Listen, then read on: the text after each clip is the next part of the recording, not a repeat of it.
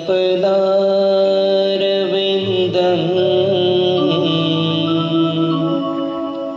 मुखारविन्दे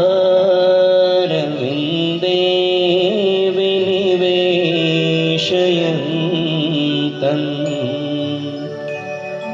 वटस्य पत्रस्य पुटे शयानम् बालं मुकुन्दं मनसा स्मरामि गुणातीतोऽक्षरं ब्रह्म भगवान् पुरुषोत्तमः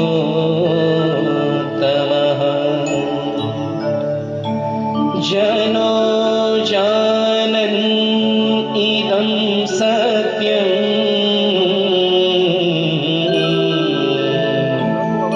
मुच्यते भवबन्धनात्। श्री स्वामिनारायण भगवाननी जय। अक्षर पुरुषोत्तम महाराजनी जय। गुणातीतानंद स्वामी महाराजनी जय। राधा कृष्ण देवनी जय। सियावर रामचंद्र भगवाननी जय। उमापति महादेवनी जय। प्रमुख स्वामी महाराजनी जय। महंत स्वामी महाराजनी जय। प्रमुख स्वामी महाराज शताब्दी महोत्सवनी जय। વિશ્વની અંદર આજ સુધીમાં 21 સંસ્કૃતિઓ થઈ છે, તેમાંથી 19 સંસ્કૃતિઓ સંપૂર્ણ ધ્વસ્ત થઈ.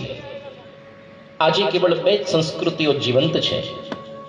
એક છે આપણી સનાતન ભારતીય વૈદિક સંસ્કૃતિ, અને બીજી છે ઇન્ડો ચીન સંસ્કૃતિ, કંઈક નજીવા અંશે જીવંત છે. તો બીજી બધી સંસ્કૃતિઓ નષ્ટ કેમ થઈ? એના પર અનેક આક્રમણો આવ્યા અને નષ્ટ થઈ ગઈ. આપણા ભારત ઉપર પણ સદીઓથી કેટલા બધા આક્રમણકારો આવ્યા. શરૂઆતમાં શક આવ્યા, હુણ આવ્યા, કુશાન આવ્યા. મુસ્લિમોએ આપણા પર 600 વર્ષ શાસન કર્યું છે. અંગ્રેજોએ 200 વર્ષ સુધી શાસન કર્યું. છતાં કંઈક એવી વિશેષતા આપણી સંસ્કૃતિમાં છે કે જેના લીધે આજ સુધી એનો નાશ નથી થઈ રહ્યો. એ કઈ વિશેષતા છે?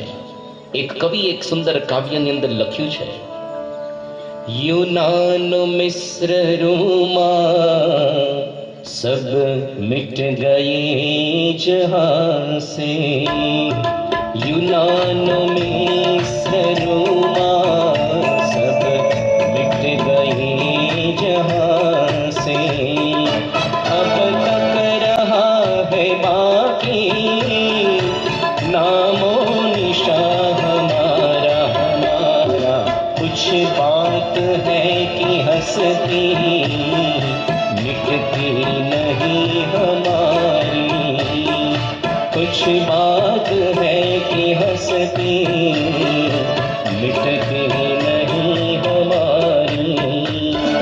सदियों रहा है दुश्मन दौरे जहां हमारा हमारा। सारे जहां से अच्छा हिंदुस्तान हमारा हमारा। सारे जहां से अच्छा सारे जहां से अच्छा।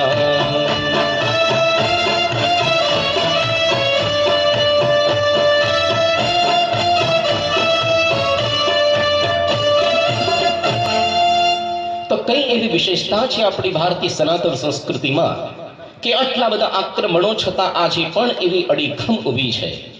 એનું કારણ ગીતાની અંદર કૃષ્ણ ભગવાને લખ્યું છે, યદા યદા હિ ધર્મસ્ય ગ્લાનિર્ભવતિ ભારત અભ્યુત્થાનમ અધર્મસ્ય તદાત્માનમ સૃજામ્યહમ. કે જ્યારે જ્યારે પૃથ્વી પર અધર્મની વૃદ્ધિ થાય, ધર્મનો લોપ થાય, ત્યારે આ સંસ્કૃતિના રક્ષણહાર એવા ભગવાન પોતે જુદા જુદા અવતારો દ્વારા આ પૃથ્વી પર એમનું પ્રાગટ્ય થાય છે. તો ભારતની વિશેષતા એ નથી કે પ્રાચીન ભારતની અંદર અત્યંત સમૃદ્ધિ હતી, આપણો દેશ સોને કી ચિડિયા કહેવાતો.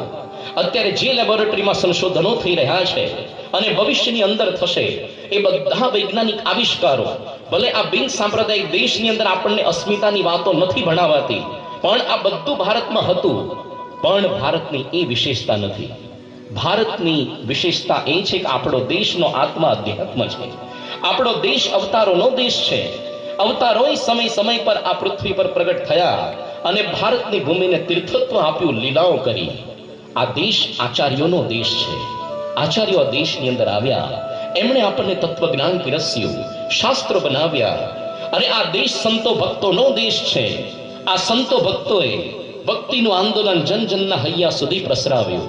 તો સંસ્કૃતિના 3 આધાર સ્તંભો મજબૂત છે: શાસ્ત્ર, મંદિર અને સંત. શાસ્ત્રો એટલે મેન્યુઅલ ઓફ મેનકાઇન્ડ કહી શકાય. વૈદિક કાળથી માંડીને ભારત વર્ષનો સૌથી પ્રાચીન કોઈ ગ્રંથ સમગ્ર વિશ્વનો તો એ છે વેદ, જે અપૌરુષેય છે. આ લોકના કોઈ પુરુષે રચના નથી કરી. બીજા બધા જે ધર્મ ગ્રંથો, બાઇબલ, એના રચયિતા ઈસુ ખ્રિસ્તના બધા એપોસ્ટલ્સ, મોહમ્મદ પૈગંબરના ઉપદેશો, એ બધા કુરાનની અંદર ગ્રંથસ્થ થયા. આપણા વેદો અપૌરુષે, આ લોકના કોઈ પુરુષે રચના નથી કરી. પરંતુ જ્યારે સૃષ્ટિની ઉત્પત્તિ થાય એ વખતે સ્વયં ભગવાન બ્રહ્માના મુખ થકી વેદનું પાઠ કરાવડાવે. અને ઋષય ન મંત્ર કર્તારઃ મંત્ર દ્રષ્ટારઃ. ઋષિ મુનિઓએ આ મંત્રો બનાવ્યા નથી, એ લોકોએ સમાધિની અંદર આ મંત્રોનો સાક્ષાત્કાર કર્યો, જોયા. મુખપાટી વિદ્યા દ્વારા આ બધી વિદ્યા, વેદની વિદ્યા જીવંત રહી.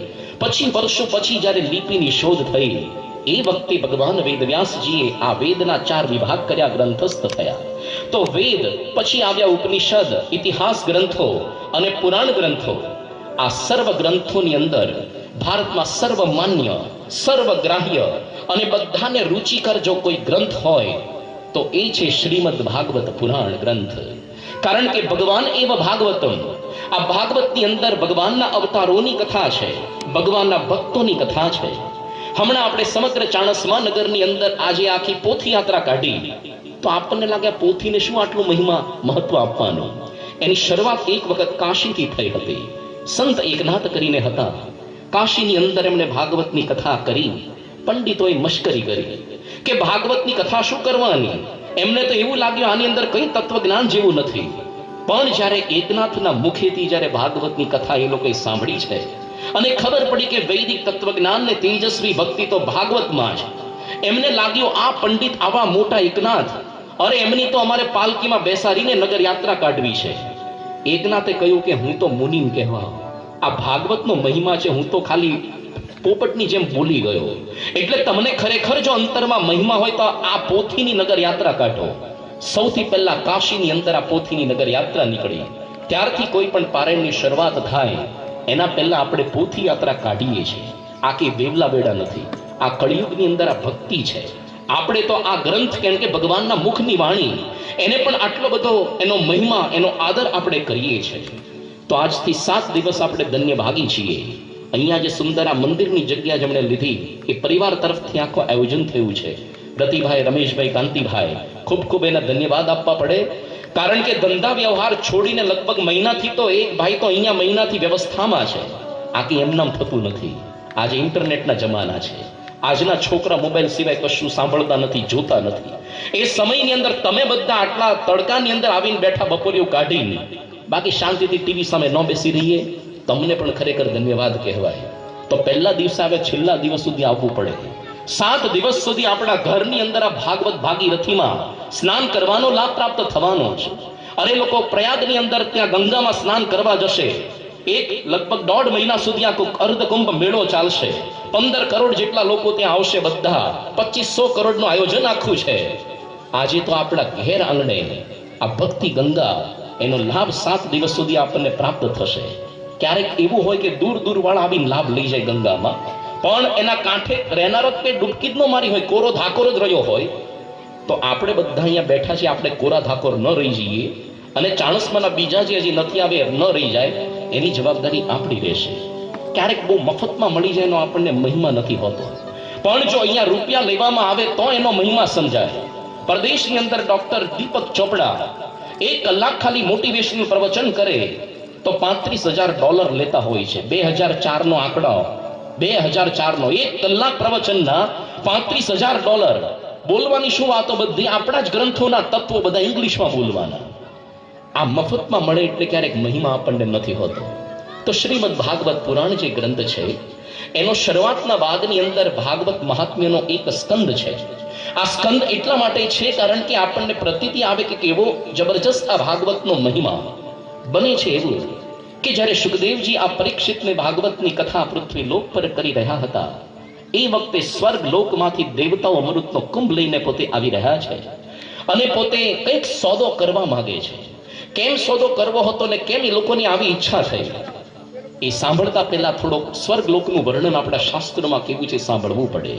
આપણે બધાએ તો અમેરિકા જવાના ભરખા હોય, પણ સ્વર્ગ લોકની સામે અમેરિકાનું સુખ તો સાવ પેલા ભૂંડ વિષ્ટા જેવું કહેવાય. સ્વર્ગ લોકની અંદર તો બધા સોનાના રસ્તાઓ છે, અરે મણીના તો મહેલ છે. આપણે જિંદગીમાં મરી જઈએ તો સોનાની ચમચી ઘરમાં નહીં આવે તો સારું છે, સોનાના બાથરૂમ નથી થવાના. અરે સોનાના રસ્તા, મણીના મહેલ, દરેકના ઘરના આંગણાની અંદર સંકલ્પ વૃક્ષ, કલ્પ વૃક્ષ, એની નીચે જાઓ ને તમે સંકલ્પ કરો કોઈ પણ વસ્તુ પ્રાપ્ત થાય.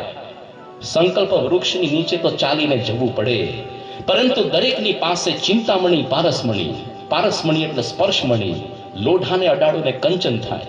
અરે દરેકની પાસે ચિંતામણી હાથની અંદર તમે રાખીને ચિંતન કરો. દુનિયાનો લેટેસ્ટ સેમસંગનો ફોન આવે તો ફેક્ટરીમાંથી ઉડીને આવે, બહાર પડ્યો હોય કે નહીં S10, આટલી જ કોઈ પણ વસ્તુ, આટલી બધી એ લોકોની પાસે સમૃદ્ધિ છે. એ લોકોને ભોગવવા માટે રૂપના અંબાર જેવી બધી અપ્સરાઓ, જેની સામે આ લોકની વિશ્વ સુંદરીનો કોઈ ક્લાસ ન આવે. એ લોકોને ચીર યૌવન અવસ્થા, કોઈ દિવસ શરીર પર કરચલી પડે, કંઈ જ ન થાય, રોગ ન આવે. અરે લોકો જાત જુવાન રહેવા માટે કે ઉજળા દેખવા માટે કેટલા બધા ફેર એન્ડ લવલી ચોપડે. તમે ચોપડી જોજો, ભેંસને આખી જિંદગી થોડી થાય કેજો, પણ કેટલા બધા ખર્ચા આ લોકોને ચીર યૌવન અવસ્થા. એ લોકોને કોઈ દિવસ શરીરમાં રોગની, એટલો જ શરીરની કાંતિ દેદીપ્યમાન હોય. એ લોકોને ખાવા પીવાની માથાકૂટ જ ન હોય. આપણે તો કોઈ પણ છે ને સભાની અંદર કે પારાયણમાં ભોજન રાખીએ તો ડબલ સંખ્યા થાય, ડબલ સંખ્યા ખીચડી ઉત્સવમાં તો. પણ આ લોકો સ્વર્ગ, અને મોટા ભાગનો આપણો જીવનનો ટાઈમ આમાં જ જાય. સ્વર્ગ લોકની અંદર તો કોઈ ખાવા પીવાની માથાકૂટ જ નથી. એ લોકોને સાંજ પડે એટલે નંદનવન નામના ગાર્ડનમાં ભેગા થવાનું અને ત્યાં આગળ એક નાની એવી પાર્ટી થાય અને એની અંદર સોમરસનું પાન કરવાનું. સોમરસ એટલે દારૂ નથી હો, નહીં તો ઘણા લાગે સ્વર્ગ લોકમાં છૂટ છે તો આપણે લઈ લો, ખાલી ખોટી ગુજરાત વાળે બંધી રાખી. ડ્રાય સ્ટેટ ન ચાલે તો 31 ડિસેમ્બરે તીર્થયાત્રામાં જાય લોકો, દીવ તીર્થયાત્રા, ઊંધા હાલે. પણ આ સ્વર્ગ લોકની અંદર સોમરસ એટલે એવો પૌષ્ટિક ઔષધીય રસ જે પીવાથી તમને કોઈ આડઅસર ન થાય અને શરીરની આવશ્યક બધા ન્યુટ્રિયન્ટ્સ, પ્રોટીન્સ, કાર્બોહાઈડ્રેટ્સ બધું મળી રહે અને એની કોઈ સાઈડ ઇફેક્ટ નહીં. આટલી બધી સમૃદ્ધિ સ્વર્ગ લોકની અંદર હતી. પણ જ્યારે અત્યંત સુખની વૃદ્ધિ થાય, મનુષ્યને ક્યારેક સેચ્યુરેશન પોઈન્ટ તો આવે, ઉબકો આવી જાય. તમને આઈસ્ક્રીમ ગમે તેટલો ભાવતો હોય, ખાઈ ખાઈને કેટલો ખાવ, 1-2 પાર્ટી પેક, 5 પાર્ટી પેક ખાવ, સિન્ટેક્સની ટાંકી ભરીને ખવાય અને ખાવ તો બીજા દિવસ જીવતરો ખાવા માટે. આ લોકોને એટલા બધા સુખ સમૃદ્ધિથી કંટાળ્યા. અમેરિકા દેશની અંદર ક્યારેક આવું થાય છે, એ લોકો એટલા બધા ભૌતિકવાદથી કંટાળે કે ક્યારેક અબજોપતિ માણસ એ લોકો બધી મર્સિડીઝ ગાડીઓ મૂકીને ગધેડા પર સવારી કરે. ઇંગ્લેન્ડના લિવરપુલ વિસ્તાર છે બીચ પર. અરે ક્યારેક આ બધા કરોડપતિ માણસો બંગલાને તાળા મારીને, ચડ્ડા પહેરીને, અઘોરી બાવાની જેમ જંગલની અંદર અઠવાડિયા સુધી પડ્યા રહે. ચેન્જ લોકોને જોતું હોય છે, ચેન્જ. કંટાળી ગયા. સ્વર્ગ લોકની અંદર દેવતા એવા કંટાળ્યા, કંઈક એ લોકોને ચેન્જ જોઈતો હતો. આપણે મનુષ્ય લોકની અંદર શું કરીએ, કંઈક વ્યસનો ઉપર ચડીએ. વ્યસનમાં તો ભ્રામક શાંતિ હોય. દારૂડિયાને થોડાક વખત એવું લાગે હું તો ઇન્દ્રચંદ્ર થઈ ગયો, પણ જેવો નશો ઉતરે 6:45 નો એટલે પાછો ગ્રાઉન્ડ ઝીરો પર આવી જાય. નશો કાયમ ટકતો નથી હોતો. સ્વર્ગ લોકની અંદર તો આ બધું વચ્ચેનું માધ્યમ જ નહોતું, વ્યસન દૂષણ. એ લોકો સીધા ફાઇનલ સ્ટેપ ઉપર આવ્યા, પોતાની જાતને આત્મહત્યા કરવા તૈયાર થયા. એટલા બધા કંટાળ્યા પણ આત્મહત્યા પણ નતા કરી શકતા. કેમ? કારણ કે આ પેલું સમુદ્ર મંથન વખતે ઉત્પન્ન થયેલું અમૃત પીધું હતું એટલે આપઘાત પ્રૂફ થયા હતા. જેમ ફાયર પ્રૂફ, વોટર પ્રૂફ, એમ આપઘાત પ્રૂફ. એવા એટલે પોતે કંઈક આપઘાત પણ નહોતા કરી શકતા, એટલા બધા જીવનથી કંટાળ્યા. છેવટે એ લોકોએ કઈ વોટ્સઅપ ટ્વિટર પર સાંભળ્યા હશે સમાચાર કે આ પૃથ્વીલોક પર પેલા સુખદેવજી પરીક્ષિતને ભાગવતની કથા સંભળાવી રહ્યા છે. તરત અમૃતનો કુંભ લઈને આવી ગયા અને કીધું કે હે સુખદેવજી, તમે આ પરીક્ષિતને ભાગવતની કથા સંભળાવશો કેમ? બિચારાને 7 દિવસ પછી તક્ષક રડવાનો છે, એનું મોત થશે, ડરે છે. તમે એવું કરો, અમૃત પીવડાવી દો. અરે તક્ષક કરડશે તો કઈ વાંધો નહીં આવે, પણ એના બદલાની અંદર તમે અમને શું આપો? આ ભાગવતનું કથામૃત સંભળાવો. અને સુખદેવજી રાજી ન થઈ ગયા. ચલો ચલો, વાઇબ્રન્ટ ગુજરાતમાં તરત MOU સાઇન કરી દઈએ, બહુ સારી ડીલ છે. એવું ન કહ્યું. એમણે કહ્યું ક્વ સુધા ક્વ કથા લોકે ક્વ કાંચ ક્વ મણિર મહાન. ક્વ સુધા ક્વ કથા લોકે ક્વ કાંચ ક્વ મણિર મહાન. ક્વ સુધા ક્વ કથા લોકે ક્વ કાંચ ક્વ મણિર મહાન. બ્રહ્મરાત્રો વિચાર્યૈવં તદા દેવાંજહાસઃ.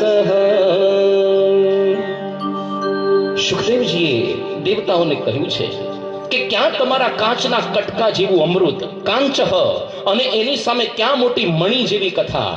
દેવા જહાંસહ હસીને કાઢી મૂક્યા. Get out. તો એક બાજુ તમારી પાસે અમૂલ્ય કોહિનૂર જેવો હીરો હોય, બીજી બાજુ નકલી ખાલી કાચ હોય. કેટલો આસમાન જમીનનો ફેર પડી જાય. એમ કહ્યું કે તમારા અમૃતની સામે તો આ મણી જેવું મોટું કથા અમૃત છે. Get out. ભગાડી મૂક્યા. સુખદેવજીએ કદાચ પરીક્ષિતને પૂછ્યું પણ હશે કે અલા પરીક્ષિત, તારે અમૃત પીવું છે?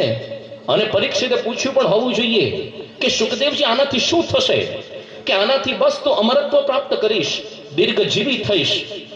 તો પેલા પરીક્ષિતે પૂછ્યું તો આ કથામૃત કેમ સાંભળવાનું? કે કથામૃત માંથી તો દિવ્ય જીવી થઈશ, અભયત્વ પ્રાપ્ત કરીશ. અરે પેલાથી ખાલી દીર્ઘજીવી થઈશ, અમરત્વ પ્રાપ્ત કરીશ, પણ આ ભાગવતનું કથામૃત સાંભળવાથી એ તો દિવ્ય જીવી થઈશ ને અમરત્વ પ્રાપ્ત કરીશ. ચોઈસ તારી છે. અને તરત પરીક્ષિતે નક્કી કર્યું કે દીર્ઘજીવી થવા કરતા દિવ્ય જીવી થતું સારું છે. કેમ? કારણ કે કાકોપી જીવતી બહુ કાલે ન બલિંચ ભૂખતે. કાગડો પણ કેટલું લાંબુ જીવતો હોય છે, પણ એનો કોઈ અર્થ નથી. આખી જિંદગી માંસના ડૂચા ચાવવા સિવાય કંઈ જ નથી કરતો. લાંબુ કેટલું જીવો એનો દુનિયામાં અર્થ નથી. કેવું તમે જીવો છો એનો અર્થ છે. તો અમુક વસ્તુ દુનિયાની અંદર બધી દુર્લભ હોય છે, અમુક વસ્તુ બધી નહીં. કઈ વસ્તુ દુર્લભ છે દુનિયાની અંદર? અત્યારે તો આપણા મનમાં એવું હોય 4 બંગડી વાળી ગાડી મળી જાય, દુર્લભ કહેવાય. આજકાલ તો સારી કન્યા મળે પેલા કોઈ મૂર્ત્યાને, એ પણ દુર્લભ કહેવાય. અરે આ ટ્રમ્પના શાસનમાં અમેરિકાના વિઝા મળે, એ દુર્લભ કહેવાય. આ બધું આજકાલના છોકરાને મફતનું જીઓનું કાર્ડ મળે, PUBG અનલિમિટેડ વાપરવા મળે, એને મજા આવે, એ દુર્લભ કહેવાય. પણ અહીંયા તુલસીદાસ જુદી વાત લખે છે કે આ વસ્તુ દુર્લભ નથી. સંત સમાગમ હરિ કથા, સંત સમાગમ હરિ કથા, તુલસી દુર્લભ દો સુત દારા લક્ષ્મી, પાપી કો ભી હોય હો ભાઈ, પાપી કો ભી હોય.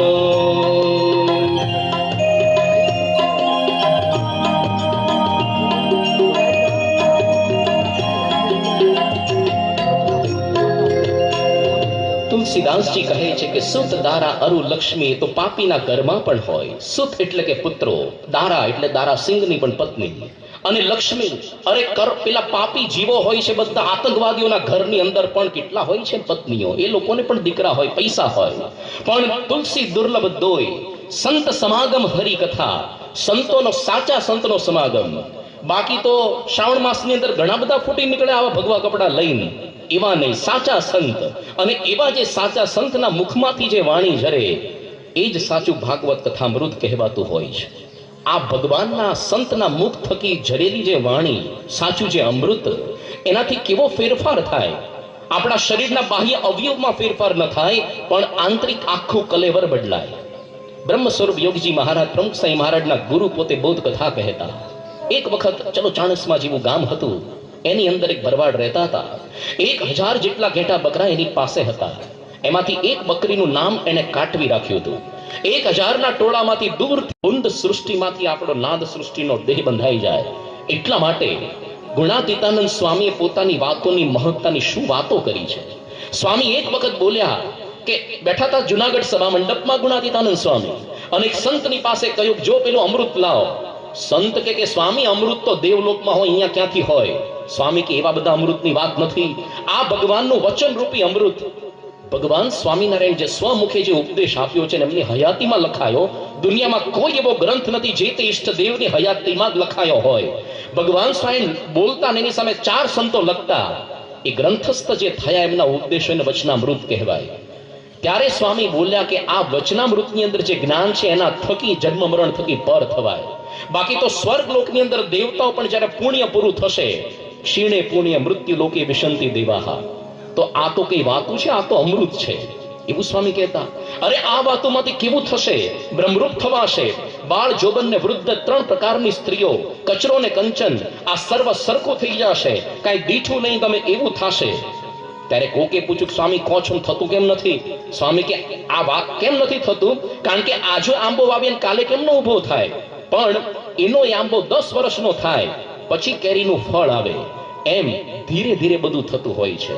તો આ વાતો તો સ્વામીએ લખ્યું છે કે જાદુ છે, એ સાંભળે તે ગાંડો થાય. તો આપણે બધા ગાંડા થવા આવ્યા છીએ. ગાંડો તે શું છે? આ જગત ખોટું થઈ જાય. જુઓ ગાંડાની વણજાર, સુખદેવ ગાંડા, ભરતજી ગાંડા, મીરાબાઈ ગાંડા, નરસિંહ મહેતા ગાંડા. કારણ કે ભગતને જગતને કોઈ દિવસ બનતું નથી.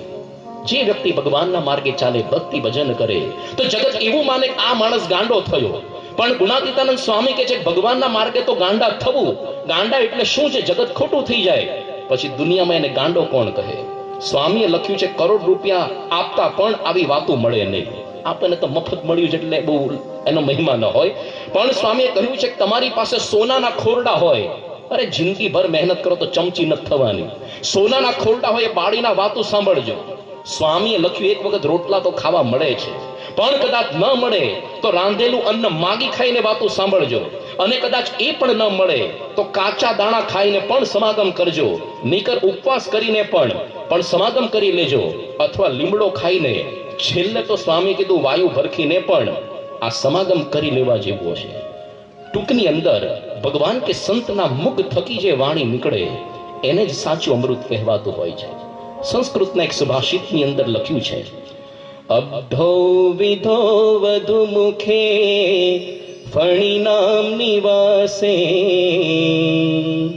અબ્ધો વિધો વધુ મુખે ફણી નામ નિવાસે, સ્વર્ગે સુધા વસતિ વૈ વિબુધા વદન્તિ, ક્ષારઃ ક્ષયઃ પતિમૃતિર્ગરલં નિપાતઃ, કંઠે સુધા વસતિ વૈ ભગવજ્જનાનાં, કંઠે સુધા વસતિ વૈ ભગવજ્જનાનાં.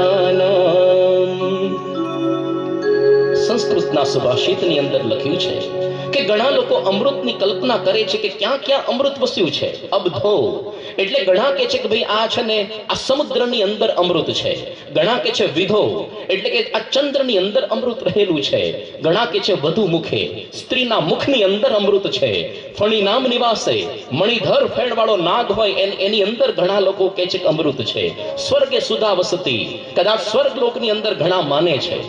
પણ કવિ પછી કે છે જો આ બધી જગ્યાએ જો અમૃત હોય તો આટલા દોષો કેમ લાગુ પડે છે? કયા? ક્ષારઃ ક્ષયઃ પતિ મૃતિઃ ગરલમ નિપાતઃ. કે કદાચ જો સમુદ્રની અંદર અમૃત હોય તો કેમ ખારો ઝેર છે, કેમ ક્ષાર છે? અને જો કદાચ આ ક્ષય આ ચંદ્રની અંદર જો અમૃત હોય તો પછી એને ક્ષય રોગ કેમ લાગુ પડ્યો? પૂનમ આવે, અમાસ આવે, કેમ ક્ષય થાય છે? અને વધુ મુખે સ્ત્રીના મુખની અંદર જો કદાચ અમૃત રહેલું હોય તો એનો પતિ જે એને પાન કરનારો કેમ એનું મૃત્યુ થાય છે? પતિ મૃત્યુ.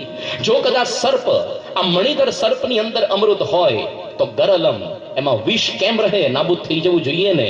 ઘણા કે છે કે સ્વર્ગ લોકની અંદર અમૃત તો પછી નિપાતઃ ત્યાંથી કેમ પાછું આવવું પડે છે પૃથ્વી લોકમાં? એટલે છેલ્લે કહ્યું કે સાચું અમૃત ક્યાં છે? કંઠે સુધા વસતી વૈ ભગવત જનાના. પ્રમુખ સાંઈ મહંત સાંઈ મહારાજ જેવા ભગવાનના અખંડધારક સંત હોય, ભાગવત સંત, એકાંતિક સંત, એના મુખ થકી જે વાણી નિસરે એ સાચું અમૃત કહેવાય. એ ભાગવતનું અમૃત. આ ભાગવતની જ્યારે કથાની બધી પાન થતું હતું અને એ વખતે સ્વર્ગ લોકની અંદર બ્રહ્માજી આ બધું દ્રશ્ય જોતા હતા. એમણે જોયું કે પરીક્ષિતે 7 દિવસ સુધી ભાગવત સાંભળ્યું, એનો મોક્ષ થયો. એને થયું કે ભાગવતની અંદર શું એવી તાકાત છે. એમણે એક મહા મોટો ત્રાજવો લીધું. બ્રહ્માનું ત્રાજવું એટલે કેવું હોય? એક પલ્લાની અંદર ભાગવત ગ્રંથ મૂક્યો અને બીજા પલ્લાની અંદર ભક્તિના તમામ સાધનો મૂક્યા અને લખ્યું છે આ ભાગવતના મહાત્મ્યના સ્કંદમાં, લઘુની અન્યાની જાતાની ગૌરવેણ ઇદમ મહત. બીજા બધા લઘુ સાબિત થયા, ન્યૂન સાબિત થયા, ગૌરવેણ ઇદમ મહત. આ જે ભાગવત નામનો ગ્રંથ છે એ બધા કરતા વિશિષ્ટ સાબિત થયો. એટલા માટે ભાગવત એટલે શું? ભાગવતના 3 અર્થ આજે સમજીએ. પહેલું છે ભગવાન એવ ભાગવત. આ ભગવાન એ જ ભાગવત. વૈષ્ણવો ભાગવતને શ્રીનાથજીનું સ્વરૂપ માને છે કે તમે શ્રીનાથજીનું શરણું ગ્રહણ કરો કે પછી ભાગવતનું શરણું, બંને સમાન, એનાથી તમારો મોક્ષ થાય એવું આજે વૈષ્ણવો માને છે. ભાગવતને ભગવાનની વાંગમય મૂર્તિ તરીકે સ્વીકારે છે. તો પહેલી વાત છે ભગવાન એવ ભાગવતમ. બીજો એનો અર્થ એવો થાય છે કે ભગવતઃ ઇદમ ઇતિ ભાગવતમ. આ ભગવાનનું વર્ણન પ્રત્યેક સ્કંદની અંદર, અધ્યાયમાં ભગવાનના અવતારોનું વર્ણન છે કૃષ્ણ સુધી. એટલા માટે આ ભગવાનના અવતારોનું વર્ણન એટલે ભાગવતમ. ભગવતઃ ઇદમ, ષષ્ઠી વિભક્તિ એક વચન. હવે આગળ ત્રીજો અર્થ, ભગવતામ ઇદમ ઇતિ ભાગવતમ, ષષ્ઠી વિભક્તિ બહુવચન. પેલું હતું એક વચન કે આની અંદર ભગવાનના અનેક બધા અવતારો, એ સમયની અંદર પ્રગટ થયેલા અનેક ભક્તો, ધ્રુવ, પ્રહલાદ, અંબરીશ, ગજેન્દ્ર, આ બધાનો આખ્યાનો છે. કેમ? આ બધું સાંભળીએ તો આપણી પાત્રતા ઘડાય, ભક્ત હૃદય આપણે બનીએ, તો કૃષ્ણ ચરિત્રની અંદર 10મ સ્કંદની અંદર આપણને પ્રવેશ પ્રાપ્ત થાય. એટલા માટે પહેલું ભગવાન એવ ભાગવતમ, બીજું ભગવતઃ ઇદમ ઇતિ ભાગવતમ અને ભગવતામ ઇદમ ઇતિ ભાગવતમ. આ ભાગવત, એને સાંભળવાથી કોનું કોનું કેવું કલ્યાણ થયું એના પર એક સુંદર મજાનું આત્મદેવ અને ગોકર્ણ ધુંધુકારીનું હવે આખ્યાન અહીંયા શરૂ થાય છે. બને છે એવું કે પૂર્વ કાળની અંદર તુંગભદ્રા નદીના કાંઠા પર એક શહેર હતું. આત્મદેવ નામનો એક બ્રાહ્મણ એની અંદર રહેતો હતો.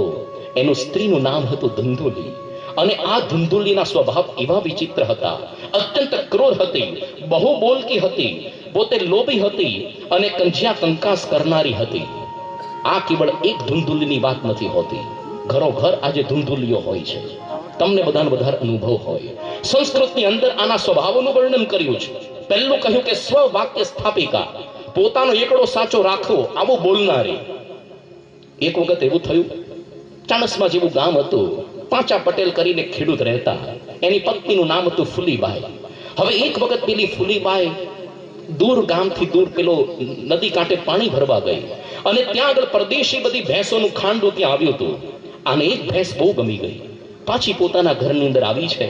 પોતાના પતિને વાત કરી કે જો ઘણા દિવસથી આપણે આ બધા દૂધના ઢોર વગરના છીએ, તો તમે અત્યારે ત્યાં જાઓ આ નદી કાંઠે અને સુંદર મજાની એક ભેંસ આપણા ઘરની અંદર લઈ આવો. એના પતિએ કહ્યું કે શું કરીશ તું એનાથી?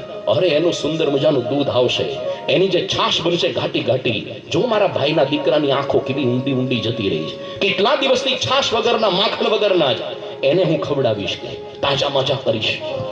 એના પતિ કીધું ગલ્યા, ભેંસ મારે લાવવી છે મારા ખર્ચે અને તાર ભાઈના દીકરાને ખવડાવવું છે, એના કરતા હું મારા બેનના દીકરા ન ખવડાવું. ઓલી ફૂલીબાઈ કે અલ્યા, એક તો મારે સરભરા કરવાની, છાણ વાસીદું તમે કરવાના છો, મારે એક તો ગાય દોવાની, છાણ વાસીદું કરવાનું, તમે તમારા બેનના દીકરાને ખવડાવવું, એના કરતા જીકી દઈશ તમને. ઓલા એનો પતિ ખીજાણો, અલ્યા મને જીકવાનું કે, જેમ કરીને ધડ દિન લાફો માર્યો અને જે ઢીબાઢીબ શરૂ થઈ. દૂર એક વાણિયો જોતો હતો, એકદમ કૂદીને આવ્યો કે અલ્યા પાંચા પટેલ, કે શું થયું? કે તમારી ભેંસ છે ને એને મારો વંડો તોડી નાખ્યો, લાય 5000 રૂપિયા. પાંચો પટેલ કે કોની ભેંસ ને કોનો વંડો? કે તારી ભેંસ. એટલે ભેંસ ક્યાં આવી છે? તો ખાલી ખોટા હું ઝઘડો છે. એક તો ભેંસ ભાગોડે, છાશ છાગોડે અને ઘેર ધમાધમ શું માંડ્યું છે આ બધું? પોતાનો એકડો સાચો રાખવો, હું કહું એમ થવું જોઈએ, હું કહું એમ, કોઈ ટંગડી નહીં ઊંચી મૂકે ને. એક વખત એવું થયું, પતિ પત્ની બંને પરણ્યા અને દૂર એક હિલ સ્ટેશનની અંદર હનીમૂન કરવા ગયા. ચલો માઉન્ટ આબુ નજીક થાય ત્યાં રાખો. હોટલની અંદર રાત્રે ઉતર્યા. અને બંને વચ્ચે ચર્ચા શરૂ થઈ કે ભાઈ આપણો સંતાન થાય અને આપણે શું બનાવશું. પત્ની કે હું તો એન્જિનિયર થઈને એટલે આપણે એન્જિનિયર જ બનાવવાનો. પેલો પતિ કે ના હું ડોક્ટર એટલે દીકરાને ડોક્ટર જ કરવો. આપણા ગુજરાતીઓની એવી માનસિકતા છે, આપણા દીકરાને ડોક્ટર એન્જિનિયર સિવાય બીજું સૂચતું જ નથી. અરે ભારત દેશમાં જથ્થાબંધ એન્જિનિયરો પાકે છે. 19 લાખ વર્ષે બહાર પડે નોકરી નથી મળતી. એના કરતા સુરતના હીરા ઘસુ વધારે કમાય છે. અરે દિલ્હીમાં એક વખત આવ્યું તો એક ભિખારી 25,000 નો તો મહિના એને નફો થાય. 25,000 ભિખારી કમાય છે. પણ આ બંને પોતે અડી ગયા કે પેલી પત્ની કે નહીં આપણા દીકરાને એન્જિનિયર બનાવવું, પતિ કે ડોક્ટર. અને પહેલા તો બોલાચાલી મોટી મોટીથી થઈ. એનાથી પતિઓને તો ઢીબાઢીબ શરૂ થયું હોટલની રૂમમાં. અને રાત્રે આ બધું મહાભારતનું યુદ્ધ થયું એટલે આજુબાજુ વાળા રૂમ વાળાએ સાંભળ્યું કંઈક પડી છે ને, આ મહાભારત રામાયણ શરૂ થયું લાગે છે. એટલે હોટલના માલિકને વાત કરી, પ્લીઝ આ લોકોને છૂટા પાડો. માંડ બિચારા લગ્ન કરીને થોડા દિવસ પછી આવ્યા છે. હોટલનો માલિક આવી ઇમરજન્સી ચાવીથી ખોલ્યું અને બે બથોબથ આવ્યા હતા. છૂટા પાડ્યા. શું ઝઘડો છો કે? પેલી પત્ની કે હું એવું કહું છું કે અમારા દીકરાને એન્જિનિયર બનાવવાનો અને આ કે ડોક્ટર બનાવવાનો. તો પેલો હોટલનો માલિકે તમારા દીકરાને પૂછ્યું છે કે નહીં કઈ? શું બારોબાર તમે નક્કી કરો છો? તમારા દીકરાને બોલાવીને પેલા પૂછો તો ખરા. પેલી કે હજી તો લગ્ન થયા 3 મહિના થયા જ, ક્યાંથી દીકરો હોય? આ થોડું પરદેશ છે કઈ? તો ખાલી ખોટા હું મંડ્યા છે. સ્વવાક્ય સ્થાપિકા હું કવે સાચું. આપણા ઘરની અંદર આવું થતું હોય તો આપણે ધૂંધુલી જેવા કહેવાય. આવા સ્વભાવ ન રાખવા. ખાલી ધૂંધુલીઓ નથી હોતી, ધૂંધુલાઓ પણ હોય આજકાલ. પણ અહીંયા કહે છે કે સ્વવાક્ય સ્થાપિકા. પછી બીજો એનો સ્વભાવ લખ્યો, લોક વાર્તા રતા બહુ જલ્પિકા. બહુ બકબક કરનારી હતી. લોક વાર્તા રતા. આખો દિવસ આખા ગામની બધી છે ને પંચાત માંડતી. ગુજરાતીમાં આપણે ઘણી વખત કહેવત કહીએ છીએ કે 4 ભેગા થઈ ચોટલા તો ભાંગે કોકના ઓટલા. બહેનો ગામડાની અંદર શું કે ચાલો ચાલો ફલાણા બહેનને ઘરે બેસવા જઈએ. બેસવા જઈને અધ્યાત્મની ચર્ચા કરે કે આ માયાથી મુક્તિ કેવી રીતે પ્રાપ્ત કરી, આવી ચર્ચા હોય. અરે ફલાણા ભાઈ આવા ફલાણા ભાઈ તેવા, કોકના ઘર ભાંગીને ઘર ભેગા થાય. એના કરતા શાંતિથી ઘરે બેઠા રહેતા હોય તો શું વાંધો આવે? શહેરમાં આનું આધુનિક સ્વરૂપ, updated version, kitty party. Kitty party. એક કપ ચા પીવાની, બાકી કોકના ઘર ભાંગીને પાછું આવવાનું. એટલા માટે એક મનોવૈજ્ઞાનિકે સુંદર સંશોધન કર્યું છે કે આપણે પુરુષ માત્ર દિવસની અંદર 10,000 શબ્દો બોલીએ છીએ. 10,000 શબ્દો. અને મહિલાઓ કેટલું બોલે છે? 25,000. 25,000 દિવસની અંદર કચ કચ કચ એવું કરે. તમે સાંજે થાક્યા પાક્યા નોકરીમાંથી, ફેક્ટરી બંધ કરીને કે દુકાન બંધ કરીને આવ્યા હો શાંતિ લેવા ઘરમાં, પણ તમને વાળું કરતી વખતે શાંતિ લેવા દે? આખા દિવસની રામાયણ શરૂ કરે એવું કચકચ કરીને માથું પકવી નાખે. તો આ બધું જાણી રાખવાનું. આવું હશે બાય ડિફોલ્ટ પ્રોગ્રામિંગ જ એવું છે. એમાં કોઈ એન્ટીવાયરસ સોફ્ટવેર કામમાં ન લાગે. તો આ જે ધૂંધુલી હતી આ તો વર્ષો પહેલા આવા સ્વભાવ લખ્યા છે ને. વર્ષો પહેલાથી એકનું એક સ્ટ્રક્ચર છે બધું. લોક વાર્તા રતા બહુ જલ્પિકા. ત્રીજો સ્વભાવ લખ્યો કલહ પ્રિયા. અત્યંત પોતે ગુસ્સો કરવાના સ્વભાવવાળી, ઝઘડાળુ સ્વભાવવાળી. યોગીજી મહારાજ કહેતા એક વગડ વઢકની ડોશી હતી અને રોજ કોકની સાથે ઝઘડવા જોઈએ. ઘણા આવું હોય. ઘણા હાથમાં બોળ ચળ આવે ને તો કોકને ઢીબ્યા વગર ખાવાનું ન પચે. તો રોજ કોકની સાથે ઝઘડવાનું. તો લોકોના ટાઈમ બગડતા લોકોએ વારા ગોઠવી દીધા કે રોજ એક વ્યક્તિએ ફિક્સ ટાઈમ કાઢવાનો, આખો દિવસ એની સાથે એને બિઝી રાખવાની એટલે બીજાને મગજમારી ન કરે. હવે એમાં એવું થયું કે એક વખત છે ને આ ચાણસમાં જેવું ગામ હતું એમાં એક હરિભગત હતો BAPS નો. એના ઘરે સંતો જમવા આવ્યા અને એક દિવસે પેલા વઢકની ડોશી સાથે વઢવાનો વારો હતો. સોરી, BAPS ના બીજા સંન્યાસીઓ બધા આવ્યા અને ત્યાં પેલી ડોશીને વઢવાનો વારો હતો. અને એ જ વખતે બરાબર પેલા સંતે કીધું ભાઈ ચલો રસોઈ શરૂ કરો. કે ના સ્વામી આજે માફ કરજો પણ આજે તો પેલી વઢકની ડોશી સાથે વઢવાનો વારો છે. સંતો પેલા સાધુ મહાત્મા કે ચિંતા ન કરો, અમે હાંચવી લઈશું, વિલ હેન્ડલ. તમે રસોઈ શરૂ કરી દો, જાઓ. આ બહારના સંન્યાસી હતા, BAPS ના સંતો આપણો નિયમ વાળા હોય છે ને, આપણે સ્ત્રી ધન્ય ત્યાગી હોઈએ છીએ.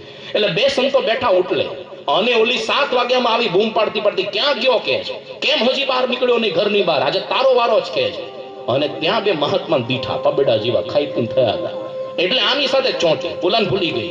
આવાના મફતી હાલી નીકળ્યા છે, કામ ધંધા કરવા નથી, ખાઈ પીને પબડા જેવા થયા છે. ઓલા શાંતિથી સાંભળો અડધી કલાક. અને જ્યાં પોતે પૂરું કરે ને થક ગઈ બે, આગળ નથી બોલવું, થક ગઈ એટલે પારો ઉછળે પાછો, મરક્યુરી ઉછળે અને એ પછી અડધી કલાક સુધી ચાલુ રહે. એટલે ફરી પેલા પૂરું થાય લેન્ડિંગ કરવા આવે એટલે કે થક ગઈ બે અને ફરી ઉછળે. અને વારાફરતી તો બપોરે વારાફરતી અંદર જમી આવ્યા બે સંતો. એક જણો ઝઘડવા બેસે અને બીજો આવી રીતે જમી આવે. સાંજ સુધીમાં તો ડોશીનો સ્ટેમિના પૂરો થઈ ગયો, ખલાસ થઈ ગઈ. પછી તો ગમે એટલું કે થક ગઈ તોય પેલી છાનીમાની ઘરે ભાગી ગઈ. આવી હતી પેલી ધુંધુલી કલહપ્રિયા. આ દંપતીને બધી રીતે વૈભવ, ધન, સંસાર હતો, પણ સંતાનનું દુઃખ અત્યંત એને સાલી રહ્યું હતું. એટલા માટે પીડાયેલો છું કે આપઘાત કરવા માટે અહીંયા આવ્યો છું. અરે પ્રજા વિનાનું જીવતર નકામું છે. મને લાગે છે કે પ્રજા વિનાનું ઘર નકામું, કુળ નકામું. હું જે ગાયને ઘરની અંદર પાળું છું એ ગાય પણ વાંજણી રહે. હું જે ઝાડને રોપું છું એ પણ બિચારું સુકાઈ જાય. હું જે પણ ફળ ફૂલ ઘરમાં લઈ આવું છું એ પણ કરમાઈ જાય છે. મને લાગે છે કે કેવા મારા પ્રારબ્ધ છે, કૃપા કરીને મને સંતાન આપો. આ પ્રકારની જ્યારે આત્મદેવ બ્રાહ્મણે વાત કરી છે ત્યારે પછી પેલા સંન્યાસી એનું ભાગ્ય જોઈને કહ્યું, હે આત્મદેવ બ્રાહ્મણ, હું જોઈ રહ્યો છું તારું ભાગ્ય. તારા ભાગ્યની અંદર 7 જન્મ સુધી દીકરો નથી, તો સંતાનની આશા છોડી દે. આવું સાંભળ્યું એટલે વીજળી પડી હોય એવો આઘાત લાગ્યો. શું કહો છો તમે? અરે સાધુ મહાત્મા તો આશીર્વાદ દે, ચમત્કાર કરે, તમે કેમ આવું કહી રહ્યા છો? અશુભ. મને ગમે તે કરીને દીકરો આપો, નહીતર હું અહીંયા મારા પ્રાણના ત્યાગ કરીશ. સાધુએ સમજાવ્યું, પુત્રથી સુખ થાય જેવું હોતું નથી.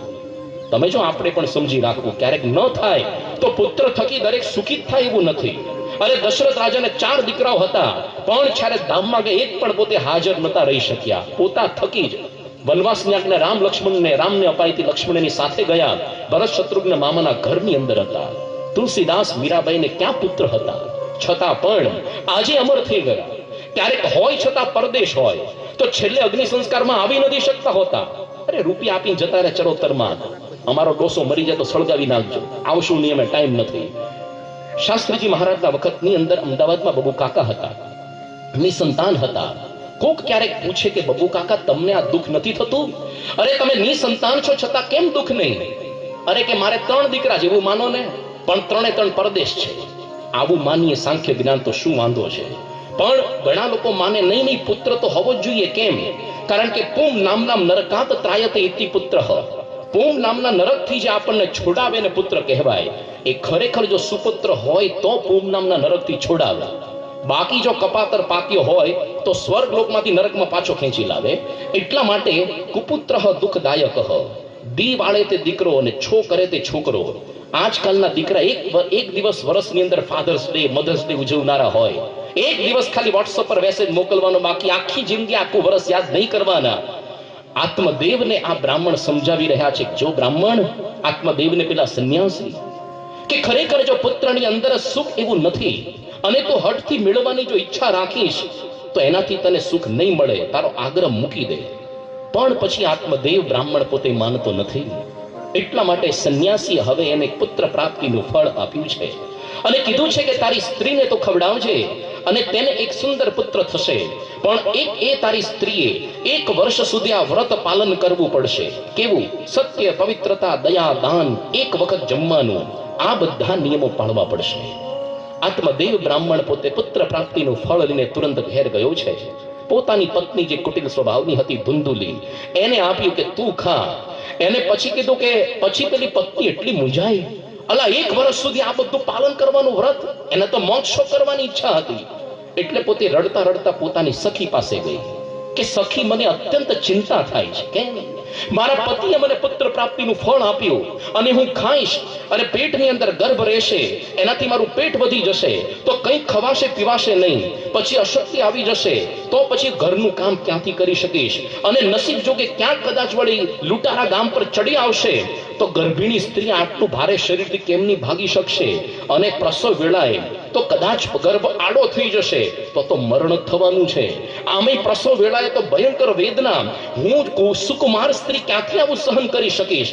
એને દુબળી પાતળી થઈ જઈશ તો મારી નણંદ આવીને બધી મારી માલ મિલકત લઈ જશે. આમે આ બધા સત્ય, શૌચ, આ નિયમ પાળવાનું મારાથી ક્યાંથી શક્ય બનશે? અને સ્ત્રી પ્રસૂતા થાય તો પણ એને પુત્રનું લાલન પાલન કરવાનું કેટલું કષ્ટ થાય છે. તો મને લાગે છે કે વાંજણી સ્ત્રી અથવા તો પછી વિધવા સ્ત્રી એ જ 2 સુખી છે. આજકાલની સ્ત્રીઓના પણ આવા જ ઘણા વિચાર હોય છે. આજકાલ કેવું છે, શરીર સૌંદર્યનો વધારે પડતો સજાગતા વિચાર. તો આજકાલની જે એક્ટ્રેસીસ હોય, મોડલ્સ હોય, રૂપાળી સ્ત્રીઓ, એ લોકોને સંતાન નથી જોતા છતાંય અનાથ આશ્રમમાંથી રાખવા છે. કેમ? 1 વખત સંતાન થાય સ્ત્રીનું રૂપ ઘટતું જાય. આ આજની કથા નથી. 5000 વર્ષ પહેલા ભાગવતની અંદર પણ એક સ્ત્રીના આવા જ વિચાર હતા. ગર્ભાવસ્થા નથી જોતી, એમનામ દીકરો હોય તો સારું. આ પ્રકારનું બધું જ્યારે થયું છે અને એણે તો ફળ ખાધું નહીં. એક દિવસ એના ઘરની અંદર એની બહેન આવી. બહેને આ જ વાત કરી કે બહેન, શું કરું હું? અરે મારા પતિને દેખાડવું પડશે કે મને ગર્ભ રહ્યો, મને સંતાન થયું. એની જે બહેન હતી એ પાછી ગર્ભવતી હતી. એણે કહ્યું કે તું જરાય ચિંતા ન કરીશ, મને ગર્ભ રહ્યો છે, મને જ્યારે સંતાન થશે એ વખતે હું તારા ઘરની અંદર લાવીને આપી દઈશ. તું મારા પતિને થોડાક રૂપિયા આપી દેજે, તને છોકરું લાવી દેશે, આપી દેશે મારું છોકરું, અને હું દવડાવી દઈશ તારા દીકરાને. ત્યાં સુધી તો પેટ પર ગાભા વીટી દે અને ગર્ભવતી હોવાનો ઢોંગ કર. ધુંધુલીને ગમી ગયું. અને પછી જ્યારે થોડોક સમય થયો, ધુંધુલીની બહેનને જ્યારે સંતાન અવતર્યું છે, એટલે એ વખતે એણે આ પ્રકારે ધુંધુલીના ઘરે લાવીને આપી રાખ્યું. ધુંધુલી એ દરમિયાન આ ફળનું શું કર્યું? પોતાની ગાયને ખવડાવી દીધું, તું ખા. હવે આ જ્યારે સંતાન થયું એટલે ત્યાં સુધી તો ધુંધુલી પોતે પેટે ગાભા પહેરીને ખોટો ગર્ભવતી હોવાનો ઢોંગ કરતી હતી. હવે જ્યારે સંતાન થયા પછી પોતાના પતિને એણે કહ્યું કે મને સંતાન તો થયું પણ થાનની અંદર દૂધ નથી. મારા જે બહેન છે એને દીકરો થઈને મરી ગયો છે, એટલે એને આપણે ઘરની અંદર બોલાવીએ અને સ્તનપાન કરાવીએ તો. બિચારો પતિ તો આત્મદેવ તો ભોળો હતો, હા પાડી દીધી અને આ રીતે પેલા છોકરાનો ઉછેર થયો. આ બાજુ જે ફળ પેલી ગાયને ખવડાવ્યું હતું, 3 મહિના પછી પેલી ગાયે સર્વાંગ સુંદર દિવ્ય પુત્રને જન્મ આપ્યો. એના બધા જ અંગ માણસ જેવા, ફક્ત કાન એના ગાય જેવા, એટલે એનું નામ પાડવામાં આવ્યું ગોકર્ણ. સમય જેમ જેમ વ્યતીત થતો ગયો છે, બંને પુત્રો જવાન થયા. ગોકર્ણ પંડિત અને જ્ઞાની થયો. એની સામે પેલો ધુંધુલીનો ધુંધુકારી મહાદુષ્ટ અને અનાચારી બન્યો. અરે ક્યારેક કોકના ઘરને આગ લગાડી દેતો, બીજાના છોકરાને ઘોડિયામાંથી ઊંચકીને કૂવામાં નાખી દેતો. અરે ક્યારેક નિસહાય અપરાધી હોય, નિરાધાર, એને દુઃખ આપતો. આખો દિવસ ગામમાં ફરશું હાથમાં લઈને ફર્યા કરતો. એણે પોતાને 5 વેશ્યા પોતાના ઘરની અંદર રાખી છે. પોતાના પિતાની બધી સંપત્તિનો નાશ કર્યો અને મા બાપની મિલકત લઈને ઘરમાંથી કાઢી મૂક્યા. પહેલાના સમયની અંદર પણ આવું થતું ને આજે પણ આવું થાય. જો તમારા દીકરાને સંસ્કાર નહીં આપો તો.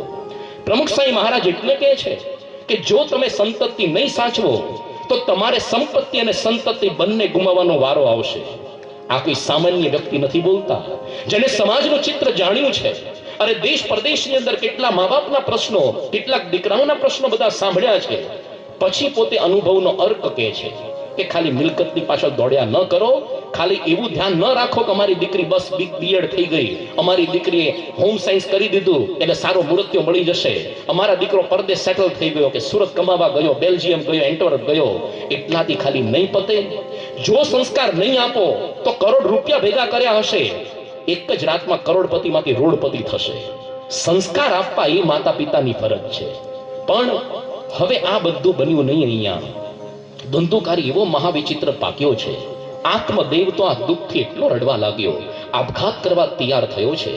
એ વખતે ગોકર્ણ ત્યાં આવી ચડ્યો અને આત્મદેવને એને શાંત કર્યા અને પછી ઉપદેશ આપ્યો કે હે આત્મદેવ, તમે હવે એવું કરો, ધર્મં ભજસ્વ સતતમ ત્યજ લોક ધર્મ, ધર્મં ભજસ્વ સતતમ ત્યજ લોક ધર્મ, સેવસ્વ સાધુ પુરુષાન જહી કામ તૃષ્ણા, સેવસ્વ સાધુ પુરુષાન જહી કામ તૃષ્ણા, અન્યસ્ય દોષ ગુણ ચિંતનમ આશુ મુક્ત્વા સેવા કથારસમહો નિતરામ પિબત્વમ.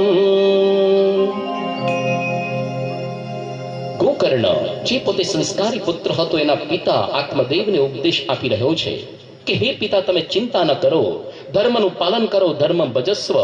અરે તમે સેવાન સાધુ પુરુષાન જહી લોક તૃષ્ણા, સાધુ પુરુષોનું તમે સેવન કરજો, સેવા કથા રસ મહો નિતરામ પીબ, એમના મુખ થકી નિરંતર કથાનું પાન કરો.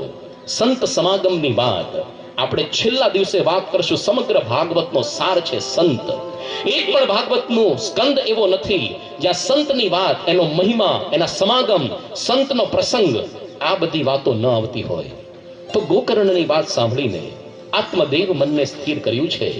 વનની અંદર પોતે ચાલી નીકળ્યા છે, ભગવાનની ભક્તિ કરવા લાગ્યા અને જીવનનો અંત આવી ગયો. આત્મદેવ મરી ગયા, ધુંધુકારીને મોકળું સ્થાન મેદાન મળ્યું અને હવે તો એણે પોતાની જે માતા હતી ધુંધુલી એટલી મારી કે પેલી કૂવામાં જઈને પડીને મરી ગઈ. આ રાજી થયો. ગોકર્ણ તો ત્રાસથી કંટાળીને તીર્થયાત્રા કરવા નીકળી ગયો છે. આ બાજુ ધુંધુકારીએ 5 વેશ્યાઓને પોતાના ઘરની અંદર રાખી અને ચોરી છુપીથી ધન એકઠું કરીને આ બધી વેશ્યાઓનું પાલન પોષણ કરતો અને આ પ્રકારે એનો ઉપયોગ કરીને પૈસા કમાતો. વેશ્યાઓને થયું કે આ વ્યક્તિ આપણો ઉપયોગ કરીને એ પૈસા કમાય છે, કરોડપતિ થાય છે, એના કરતા આપણે ડાયરેક્ટ ધંધો ન કરીએ, શું કામ દલાલી કરીએ. એક દિવસ આ 5 વેશ્યાઓ ભેગા થઈને આ ધુંધુકારીને મારી નાખ્યો. પહેલા તો ગળે ફાંસો આપ્યો છતાં ન મર્યો. અરે ધગધગતા અંગારા મોઢામાં નાખીને મારી નાખ્યો. અને આ ધુંધુકારી કમોતે મર્યો, પ્રેત યોનિને પામ્યો. આ ધુંધુકારી ખાલી એકની કથા નથી. જીવ માત્ર આપણે બધા ધુંધુકારી જેવા જ છીએ. અને 5 વેશ્યાઓ આપણને મારી નાખ્યો એટલે આ 5 વિષયો, એના જે ગ્રહણ કરનારી જે 5 ઇન્દ્રિયો, એના થકી બેફામ આપણે ન જોવાનું જોઈએ, આંખથી કાનથી ન સાંભળવાનું સાંભળીએ, અને હાથથી જે સ્પર્શ ન કરવાના હોય નિષિદ્ધ, શાસ્ત્ર નિષિદ્ધ એ કરીએ છે, જીભથી જે ન સ્વાદ લેવાના હોય એ લઈએ છે. આ બધું કરીએ એટલે આ 5 જણા ભેગા થઈને આપણને જ આપણી હત્યા કરે.